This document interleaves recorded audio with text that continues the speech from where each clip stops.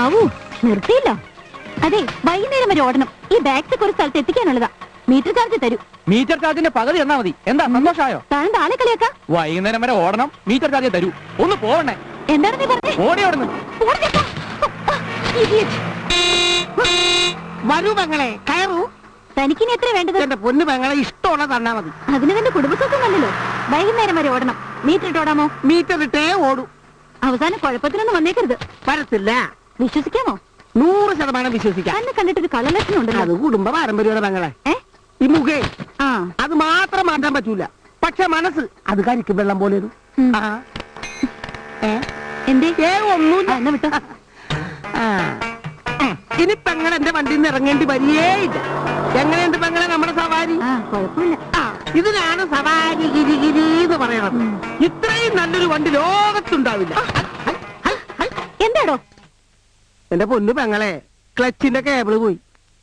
പെങ്ങള് മേടിക്കണ്ട, ഇവിടെ അടുത്തൊരു സ്പെയർ പാർട്സ് കടയുണ്ട്. ഞാൻ കേബിൾ മേടിച്ചിട്ട് ഓടി ഇങ്ങോട്ട് വരാം. നല്ല വീട്, നമുക്ക് റിയൽ എസ്റ്റേറ്റ് ബിസിനസ് തുടങ്ങിയാലോ? എന്താ നിർത്തിയ?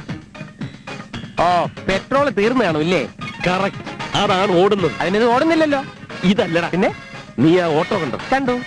കണ്ടിട്ട് എന്ത് തോന്നുന്നു? അത് കണ്ടിട്ട് ഓട്ടോ ആണെന്ന് തന്നെ തോന്നുന്നു. എന്താ നിനക്ക് കാറായിട്ട് വല്ലതും തോന്നുന്നുണ്ടോ? ഞാൻ പറഞ്ഞ അതല്ല.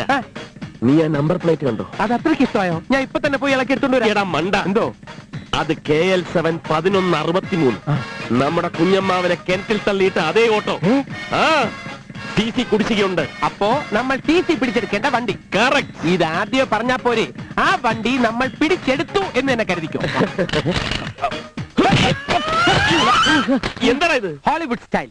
തലേന്ന് ഇടിച്ചതാ. ഇത് നാടൻ. അതല്ല. ഇതെന്റെ ബാഗല്ലേ? അതുമല്ല. ഇത് കണ്ട. ഇതെന്താ? Tarpaulin. How to put tarpaulin over vehicles and seize them എന്നുള്ള പുസ്തകം വായിച്ചിട്ടുണ്ടോ? ഇല്ല. നീ വായിച്ചിട്ടുണ്ടോ? ഇല്ല. ഞാൻ അങ്ങനെ ഒരു പുസ്തകം എഴുതാൻ സാധ്യതയുണ്ട്. അപ്പൊ നീ വായിക്കണേ. എന്തിനാ ടാർപോളിൻ? ഓട്ടോ സീസ് ചെയ്തുകൊണ്ട് പോകുന്നത് ആൾക്കാരെ അറിയാതിരിക്കാൻ. ഓട്ടോക്കാർ സംഘടിച്ചു വന്നാൽ നമുക്ക് പ്രശ്നമാവില്ല. അതാണ് മെയിൻ പ്രശ്നം. ആണല്ലോ. ഓപ്പറേഷൻ തുടങ്ങാം.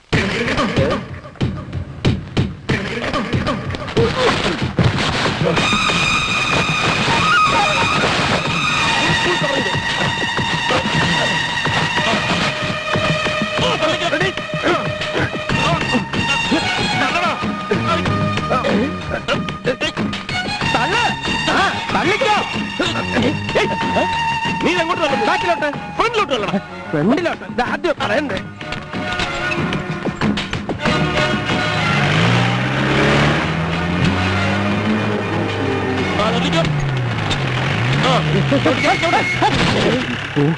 പോലീസുകാരെ നെഞ്ചത്തോട്ടാണ് പട്ടാ പോലെ എന്താ സ്പിരിറ്റ് കിടത്തലോ? അയ്യോ, സ്പിരിറ്റ് ഒന്നും അല്ല സർ. പിന്നെ അപ്പൊ തീവ്രവാദമായിരിക്കും. ആയുധം കിടത്തലല്ലേടാ? അയ്യോ സാർ, ഇത് ഓട്ടോറിക്ഷയാണ്. മൂടിയിട്ടാണ് ഇവിടെ ഓട്ടോറിക്ഷ കൊണ്ടുപോകുന്നത്. അത് സാറേ, ഈ കരിങ്കണ്ണന്മാരുടെ കണ്ണ് തട്ടണ്ടാത്ത കരുതിയാ. നിന്നേക്ക് ബലനേർ സാർ ആയിരുന്നു പൊക്കയോ? സാറേ, കൈക്കൂലി എന്തെങ്കിലും വേണേ.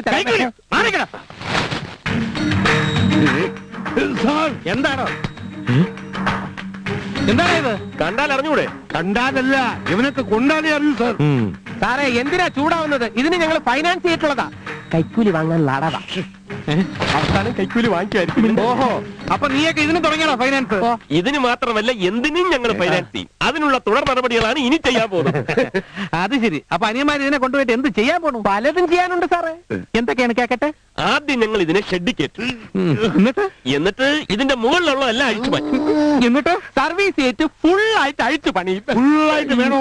ഹാഫായാലും പോരെ? ഏയ്, അതുപോരാ. മറിച്ച് വിൽക്കണമെങ്കിൽ ഫുള്ളായിട്ട് പണിയണം.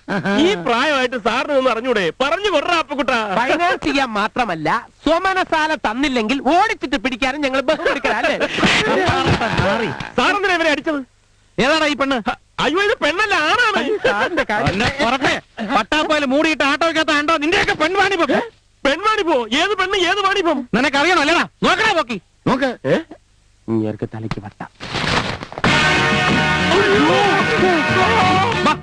പിടിച്ചവനെയൊക്കെ വണ്ടി വണ്ടി വിട്ട്.